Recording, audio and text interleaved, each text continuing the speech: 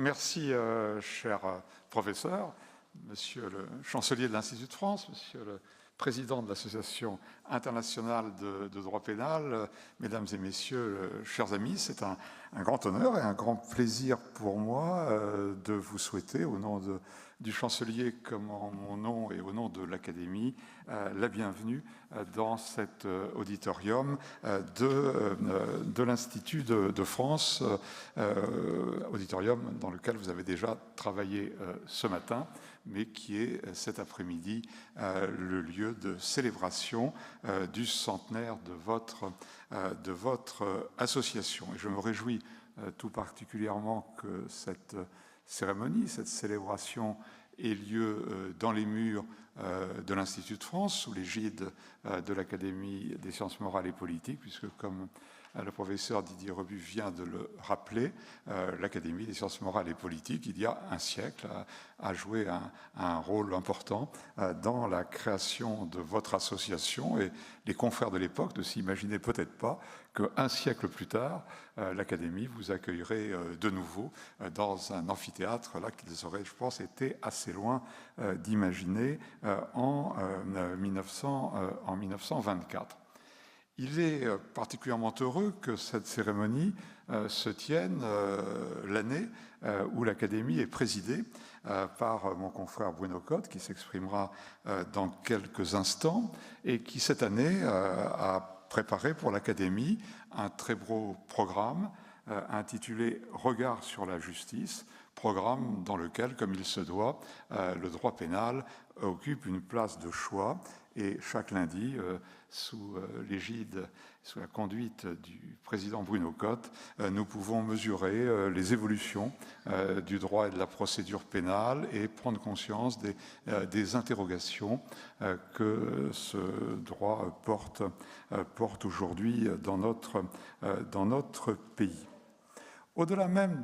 du rôle initial de l'Académie dans la création de votre association, je crois que des liens profonds nous rassemblent, nous rapprochent. Tout d'abord, l'Académie est sans aucun doute consciente de la place que le droit pénal et la procédure pénale occupent dans la structuration de la société. Par ces articles 7, 8 et 9, la Déclaration des droits de l'homme a mis très fortement et de la meilleure manière en lumière les principes essentiels du droit pénal, principes qui sont affirmés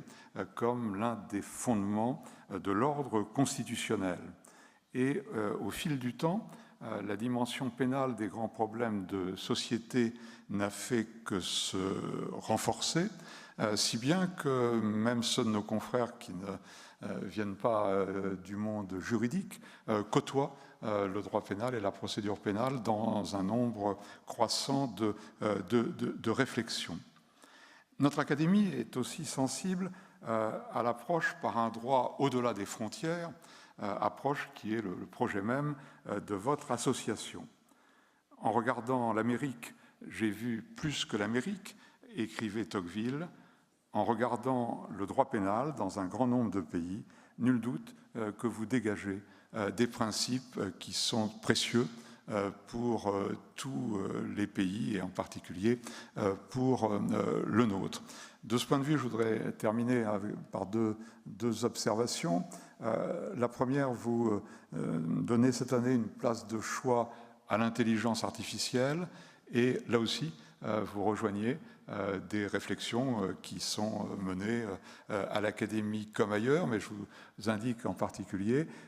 que cette année, lors de la Nuit du droit, qui est organisée depuis quelques années, je le dis pour nos collègues étrangers, en France, le jour anniversaire de la Constitution, dans tous les lieux de droit, les universités, les palais de justice, les maisons du barreau, l'Académie des sciences morales et politiques,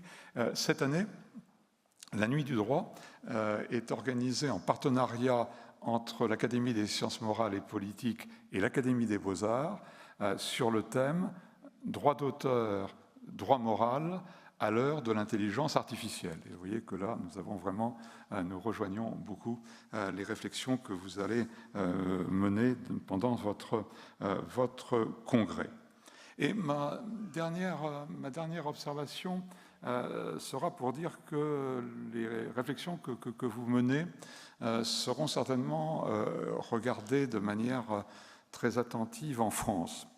En effet, si l'attachement au principe du droit pénal est ancré de longue date dans notre pays, dans notre tradition juridique, dans notre cadre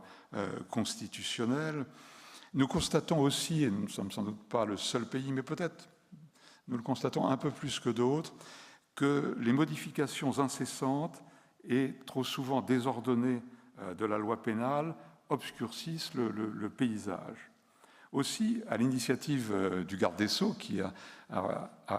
regretté, le professeur Rebu le dira tout à l'heure en son nom, de ne pas pouvoir nous rejoindre cet après-midi, à l'initiative de M. Dupond-Moretti, le Parlement a habilité par la loi du 20 novembre 2003, la loi d'orientation et de programmation de la justice, a habilité le gouvernement à réécrire entièrement par ordonnance le Code de procédure pénale dans un délai de 2 ans.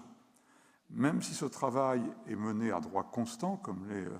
la codification dans notre pays, vous mesurez que la tâche n'est pas mince. Réécrire en 2 ans l'ensemble du Code